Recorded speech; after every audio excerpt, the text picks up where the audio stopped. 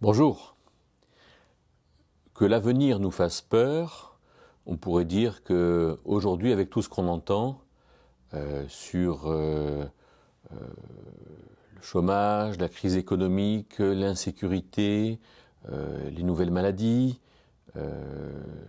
bien sûr le cancer, mais la radioactivité, l'instabilité familiale, les divorces, les nouvelles théories aussi qui nous ennuient quelque part, l'instabilité politique, les difficultés mondiales, les guerres, les tremblements de terre, les raz-de-marée, les catastrophes écologiques. Alors on pourrait dire que quelqu'un qui n'a pas peur face à l'avenir, c'est un peu quelqu'un de trop insouciant, quelqu'un qui montrerait lui-même qu'il n'est pas tout à fait normal.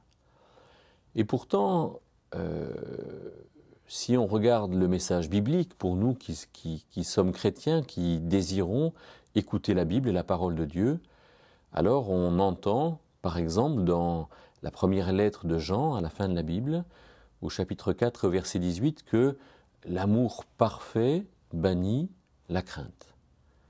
On se dit, oh là là, l'amour parfait bannit la crainte. On a l'impression qu'il y a une possibilité d'enlever cette crainte, et quand on sait que le mot du grec du Nouveau Testament qui est traduit par crainte est phobos, qui est donné phobie, alors on se dit que peut-être effectivement que nos peurs ne viennent pas de nulle part, et que si l'avenir me fait peur, c'est peut-être un peu par rapport à certaines réalités, ma manière de me regarder, de regarder les circonstances, de regarder les gens qui agissent, de regarder les gens autour de moi, et peut-être même de regarder Dieu. Alors ça vaut la peine de se pencher sur ce verset et sur l'ensemble du passage qui parle de ce verset. Regardons-le un tout petit peu. Alors il nous est dit en premier lieu au verset 15 que parce que nous sommes enfants de Dieu, alors Dieu demeure en nous. Dieu demeure en nous. Waouh! C'est quelque chose qu'on n'aurait pas peut-être l'idée de dire si la Bible ne le disait pas. Dieu demeure en nous. Je pense que pour quelqu'un de cohérent, de rigoureux, de sincère, il dira plutôt qu'en nous, il y a différentes choses qui sont plus ou moins bonnes, plus ou moins belles, mais que Dieu demeure en nous, c'est peut-être pas ce à quoi on aurait pensé. Et pourtant, Dieu a fait son habitation en nous. Il demeure en nous, et donc il faut que ça nous interpelle. Jean pose cette réalité-là, peut-être comme un préambule qui va nous conduire au fait que l'amour complet, l'amour parfait, chasse ou bannit la crainte. Ensuite, il va dire au verset 16 que celui qui demeure dans l'amour demeure en Dieu. Alors il a dit que Dieu demeure en nous, mais il y a quelque chose d'un petit peu bancal ou qui est un peu conditionnel, qui est que Dieu demeure en nous, mais on est aussi capable de lui laisser peu de place à Dieu. Je pense à ce verset qui dit « N'attristez pas le Saint-Esprit de Dieu par lequel vous avez été scellés ». On est donc scellés, on appartient à Dieu, mais on est capable de l'attrister. Dieu demeure en nous, soit, mais on est capable de lui laisser fort peu de place. Et Jean dit dans ce verset 16 d'un Jean 4, celui qui demeure dans l'amour demeure en Dieu. Mais alors c'est quoi l'amour? Et il faut reconnaître peut-être que beaucoup de personnes ne savent pas ce que c'est que l'amour et pourtant le désireraient tellement. Alors l'amour, c'est le fait d'accorder de l'importance à l'autre, d'être disponible pour l'autre, de l'accueillir, de ne pas le juger, de chercher à le comprendre, d'être avec lui plutôt que d'être là pour notre profit personnel. L'amour est affaire de relation, alors que le désir est affaire d'action. Et Jean de continuer au verset 17 en disant que nous sommes dans ce monde, dans cette société, comme l'a été Jésus. Et donc, nous ne devons pas nous en faire. Et nous ne devons pas nous en faire au jour du jugement. Il y a des gens qui ont peur de Dieu. Mais s'ils ont mis leur confiance en Jésus, alors nous sommes là comme Jésus l'a été dans cette société.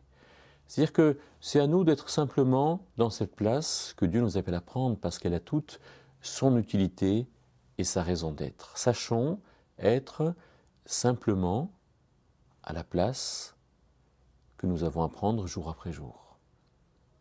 Nous-mêmes, dans notre famille, dans l'Église, dans la société, dans le voisinage, dans le quartier, simplement ce que nous avons à être avec nos goûts, nos désirs, notre appel, les choses que nous avons à faire, et sachons simplement rentrer dans cela et n'ayons pas de crainte au jour du jugement.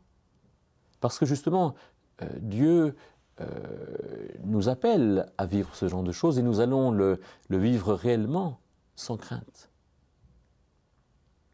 Et Jean de continuer, après ce verset 17, au verset 18, avec l'amour parfait bannit la crainte, de dire que quand nous n'aimons pas, alors la crainte vient. C'est quand on ne s'aime pas soi, les timides, ce sont des gens qui ne s'aiment pas bien. Les gens qui sont indécis peut-être sont des gens qui ne réalisent pas que Dieu les aime et que Dieu leur révèle quelque chose. Les gens qui craignent les autres sont peut-être des gens qui ne sont pas en train de les aimer. De sorte que aimer résout beaucoup de choses.